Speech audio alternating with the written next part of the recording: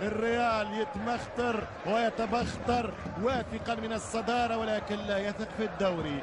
ما زالت خطوة، ترجع كازيميرو، حلوة برشا حلوة برشا، دانيلو هذه هي نقطة المباراة، هذه هي نقطة المباراة. باش تسجل الثالث ما تفهمش شنو في مخه دانيلو، ماذا في جرابك يا دانيلو، ماذا في المخيخ الأيمن يا دانيلو، ماذا في ذهنيتك يا دانيلو. ترجع الكرة مرة أخرى، حبيب الملايين دانيلو، ترجع الكرة وسط الميدان، ولكن مرة أخرى اللاعبين كي يبداو جاهزين، ما نعرفش الكفات الكبار طارق وتريكا شاتوني الراي انه زيدان اللاعب اللي هبطوا لقاه وقت ضاع لاعب مثل كربخال لقاه دانيل، مشى اموره دانيلو في الاخير، لم يخسر الريال ودانيلو في الميدان.